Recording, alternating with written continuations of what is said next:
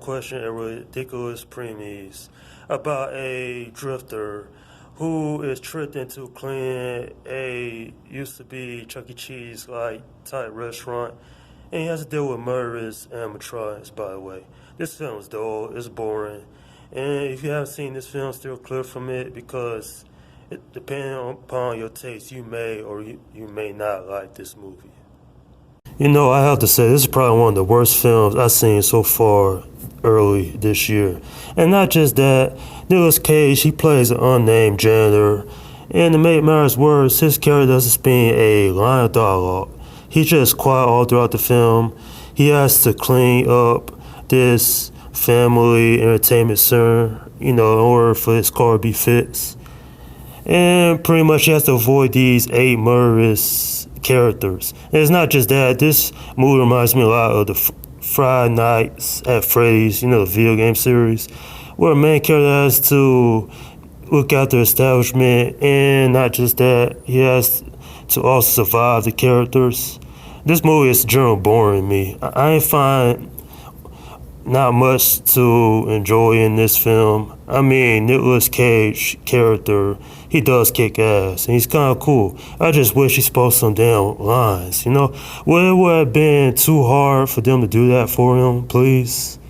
I mean, this character is not that interesting. In fact, if anything, he's just, grunting and, well, he's cleaning up the establishment, and every hour he takes a break, drinks his soda, and play his pinball machine. I mean, that's boring. Everybody in this film is just awful. Emily Tosta adds nothing to the film. Her character is not interesting whatsoever. There is a bad story to her, but I don't find it that interesting. If anything, the whole backstory on these characters is quite boring. I did enjoy Nicolas Cage character in the film, kicking ass, but other than that, this film didn't do much for me. I laughed at several parts, but if you're looking for a real deep, meaningful movie, a horror comedy, then you might get your fix here, but for everybody else, they might want something more from this film. I will say, as ridiculous as this film is, as boring as it is at times, there is some joy to be had from this film. But back to when I said how boring it is, there are actually some clean montages in this film. Yeah, that's right. The janitor, the unnamed guy, he actually cleans the whole place.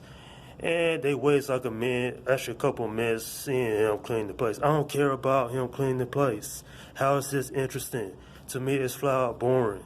And then when Liv and her friends show up, it just lambs to the slaughter. And it just, well, they cannon fodder pretty much. But like I said beforehand, there's a backstory to these animatronic characters. It's not interesting, but if anything, there's another part in the film that the janitor, he actually is about to fight an animatronic, but then his watch goes off and he takes a break. I mean, what were they thinking? Did they really thought this film was supposed to be like a masterpiece or something? No, of course not. I think despite how bad this film is to me personally, people probably will enjoy it better than I did. I'm giving this film a 5 out of 10. This is generally a dumpster fire movie. There is some entertainment to be had, but other than that, with the lack of character development for the main protagonist, no character development for the other characters here, and just a lame-ass movie, this film just doesn't cut it for me. When I watch films, I'm looking for a story first, most than anything.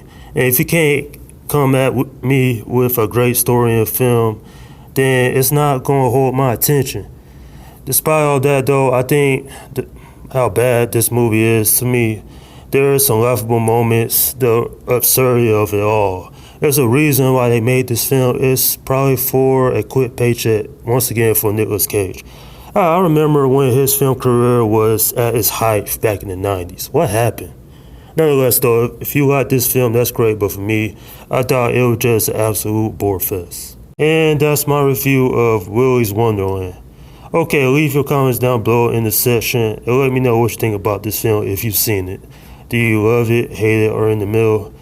Now, despite all the shitty things that happen in this film, At least it's not one of the worst films I've ever seen, but it's still pretty bad.